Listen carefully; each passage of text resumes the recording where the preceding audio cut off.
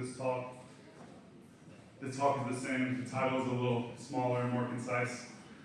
Essentially, I think a better explanation of what I'm going to talk about is it is basically a blueprint or the blueprint for permissionless innovation. This is a combination of material that Stream has put together. More recently, a lot of the content comes from a lot of his talks and a lot of his tweets. And it's also combined with my own understanding and my own thoughts behind how EigenLayer provides a lot of value and maybe how I think EigenLayer is positioned more for developers as opposed to when you often hear about it, it's talked about with restaking and staking, and people even talk about DeFi. But for me, it's more about EigenLayer being a developer platform. Also, with my own experience working in the traditional Web 2 world, 3.5 years at AWS, working in software as a service in our own team, it was more focused around serverless services. So products like DynamoDB, products like AWS Lambda, Amazon Cognito, and AWS Amplify. So taking a lot of the stuff that I learned working there and applying it to Web3, EigenLayer is the perfect place for me, I think, and it's been a lot of fun. So I want to start by talking about developer platforms. I think you can say that great developer platforms unleash innovation. So we're going to take a look at a few developer platforms, and I'm going to kind of start by talking about AWS Cloud. AWS Cloud is really just a suite of services that just makes it a lot easier for developers to build products. Basically, anything that you want to do at this point, Amazon Web Services offers a solution for that. And they keep iterating and providing slightly better, slightly more differentiating features year over year. But the 0-to-1 innovation was essentially being able to just tap into this infrastructure. At AWS, we used to call it undifferentiated heavy lifting. I don't know if they still use that terminology. But so with that in mind, this talk is really about building great developer platforms in Web3. So we're going to start with the value proposition and the challenge that comes with the solution to this challenge, which is the value proposition of EigenLayer. So if a developer wants to build some decentralized infrastructure, they face the challenge of establishing their own economic security. When you're building a traditional software application, you don't have to worry about this. You can just focus on building out your features, scaling it up. And developers actually can really easily tap into economic security today by building an application on a smart contract blockchain like Ethereum or Solana. So if you want to build out a DeFi product that does something fairly basic, you can do that pretty easily just by building and deploying a smart contract, forking literally the entire existing protocol like Aave or whatever you like to do. But there's a lot of features that these newer and I would say more robust applications need that cannot be built directly into a virtual machine. And we're seeing a lot of innovation at the VM level as well. You know, we see SVM, we see MoveVM, and all of these high performance EVM, these new EVM platforms that are slightly different than the original EVM. So Monad is rebuilding essentially their version of the EVM. But if you want to build out anything that extends that, you could literally, obviously can't do that directly on the network. So let's kind of look at the evolution of blockchains to understand kind of where EigenLayer fits in. The first blockchain was Bitcoin, and the first set of blockchains that existed were what you could consider application-specific blockchains. So application-specific blockchains have all of the different features of a network that are very coupled together. So consensus execution and data availability and all these things are just part of the network. The first true developer platform, I think, for Web3 developers was Ethereum. And Ethereum allowed developers to inherit the economic security of Ethereum by just writing a smart contract or by forking someone else's smart contract. And from there, you could really easily build a dApp, and you didn't have to worry about building or forking an existing network and doing all this, massive amount of work. Because if you were to build a network from scratch, you do have to kind of do all of that work, which is kind of what EigenLayer also kind of talks about, bootstrapping that economic security. You would have to do that as well. But being able to leverage Ethereum, Solana, all these, you're kind of inheriting that economic security and just deploying a smart contract. So the evolution at this point, we had application-specific blockchains like Ethereum, like Bitcoin, and we also had like Namecoin and Litecoin and all of these. And then we moved on to where we have networks like Ethereum, Solana, all of the different EVM-compatible networks. And this category could be considered kind of like the first Web3 developer platform that we ever had that existed. So we've seen a lot of innovation there. I mean, how many L2s and how many new L1s are there? I think everyone's probably lost count at this point. But the reason that's happening is because there's been a lot of value unlocked by this approach. A couple of other examples of developer platforms at different abstraction levels. The App Store is a really good example of a developer platform because it's actually a suite of products that enable developers, and still does, to kind of not only have all the tools they need to build a high-quality mobile application, but also have the distribution for that. So the App Store in Apple isn't just one thing; it's a bunch of things. It's the operating system, it's Xcode, it's Objective-C, and Swift. It's the App Store itself, it's the rules around it, the distribution that you get from that. So putting all these things together, it unleashed, people could literally create a fart app and make millions of dollars when the App Store. It was crazy, right? In fact, when I started coding, it was because I was going to make the next $1 million app, and I was really smart, I thought, and I was just going to learn how to code. So App Store, all those different app stores, well, I guess there's only a couple of them, but they unleashed innovation because they provided like a really high quality developer platform. And then finally, I'll talk about Vercel and Cloudflare. Vercel is a developer platform that's built on top of AWS that just makes it really simple to build web and I would just say like web applications. And they also offer some serverless services like Cloud Functions and stuff like that. Beyond that, beyond the application-specific networks and then the smart contract networks, we started seeing additional evolution where we realized that you cannot scale vertically to essentially onboard and kind of bring about the scale that we see in Web 2. You're going to just logically hit a limit if you think that everyone in the world is going to share the same execution environment. So to kind of put this in, really to kind of drive this idea home, DynamoDB would have single applications like Amazon.com during I think it was during that Prime Day or whatever, that was doing absurd numbers. I forgot the number, but I think it was something like 100 million operations per second for that one application. And the people here that work at AWS might know the exact number. That might be off by an order of magnitude.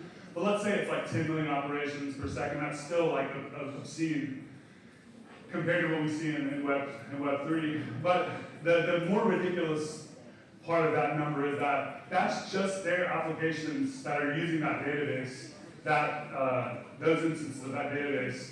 Every other application is using its own instances. But in the Web 3 world, on a shared network like Solana, every application they're all sharing the same space, and all of the users of every application is sharing the same block space.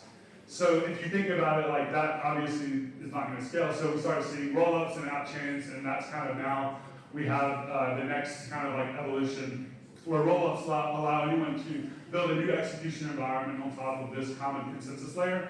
So now we kind of have the further evolution where we're able to kind of deploy new execution environments that allow developers to kind of build out either new shared execution environments or new application-specific execution environments. But this was great, but the supporting infrastructure to kind of facilitate all the functionality that you might want on all these rollups cannot be built in this manner. So oracles, bridges, you have keeper networks, you have coprocessors and ZK coprocessors, ZK TLS, all these different things that offer really cool and differentiating features cannot be built in this way. So if you wanted to build one of these things, you literally have to build a new blockchain again. So we're back in day one, right? And the reason that the reason that they cannot do that, or the reason that that's hard, again, they just have to kind of build out this entire network end to end. They not only have to build out the product itself and kind of all of the code and all of the differentiating features for that product, they also have to deal with all these other things. So getting validators, launching a token, convincing people to buy the token and then to operate the network. And the security to do that on a brand new network is very expensive because the people that are participating in the network have an opportunity cost of leaving an existing place where they had all of their funds already. So the question is this, like, what if developers could access Ethereum's validators without making them also stop validating Ethereum? Or what if we could extend Ethereum security outside of the EVM? And that's kind of the whole idea about EigenLayer. Deploy decentralized infrastructure without having to bootstrap a new trust network. So with EigenLayer, you can build out arbitrary verifiable services on top of Ethereum security, and we're already seeing teams and companies doing this on other networks as well. So there's restaking on Bitcoin, there's restaking on Solana. I think people are already kind of planning on building restaking on Monad and all these new L1s. But the general idea is kind of like this is a new kind of developer platform that allows developers to build out just really arbitrary verifiable services, proof of stake networks, verifiable systems, whatever you want to call them. So we're going to go back to the very beginning. So what is EigenLayer? And like again, if you read our documentation and if you read some of the original language, it's talking about restaking. But to me, EigenLayer is a developer platform, or a platform that enables developers to launch arbitrary decentralized networks faster and more efficiently by inheriting Ethereum security. So these are the network participants. When EigenLayer was built, I've only been there since really February. I met Shreeram back in 2022 and have kind of kept up with the work, but I've only been around since, maybe like this area, like right here. But early on, EigenLayer only had staking and restaking. So the kind of like full end-to-end like goal is where we want to be is just to enable like a lot more apps to be built by enabling more services and therefore like more differentiating features for app developers. And the network participants kind of get us there, they start with stakers. Stakers have ETH or some type of LST or LRT, and they can opt in to secure different ABSs through operators, through the EigenLayer smart contracts. ABS developers build networks, operators opt in to operate their ABSs, and then app developers build applications using these new services. So some of the categories that we've defined, or we've kind of like, I would say, categorized, fall into these different verticals. So things like roll-up services, coprocessors, cryptography, proofs, and others, or another. But actually a lot of this stuff kind of overlaps because a lot of the things on the right are, you could consider them maybe roll-up services. Some of the more interesting things to me are zk-TLS, because it allows developers to kind of bring in Web 2 data, but also kind of Web 2 social graphs and Web 2 identity into blockchain applications. A couple of teams are building zk-TLS on EigenLayer, like Opacity network. The only ABS that we have built is called EigenDA, and I'll talk about that in just a moment. So if a developer wants to build an ABS, what does that look like? We are like hyper-focused right now on improving the developer experience and just making it as easy as possible. So we want to have like the best SDKs, the best reference architectures, and the best abstractions that kind of make it easier to build. So I think a really good example of what a high-quality abstraction looks like is like Foundry. With Foundry, you have everything you need to write, test, and deploy smart contracts. We want to kind of get there, and we're kind of getting close. For now, we have the Rust and Go SDKs that are official SDKs that we maintain. We're also working on a TypeScript SDK that exists, but it's probably not quite there yet. there are third-party teams like Authentic who have a really cool stack that abstracts away some of the complexities of building an ABS. This redacted actually kind of launched yesterday on Token 2049. They're called Layer. I think you can go to layer.xyz. They haven't announced it yet, but they showed it yesterday and he talked about it on Token, so I'm not saying it isn't public yet, but they haven't like officially announced on Twitter. I think they're going to do that in the next couple of days. Layer is just a platform that is kind of a level up from Authentic. You can just write your business logic and all of the other stuff is kind of handled for you. You can write in Rust, assembly scripts, and WASM. And I think it just compiles to WASM, so I'm guessing most people probably write in Rust and assembly script. We've identified like 40 plus reference architectures. We maintain 2 reference architectures at the moment, Hello World and Incredible Squaring. We're working on releasing some official reference architectures that are audited and everything like that, that have best practices built in.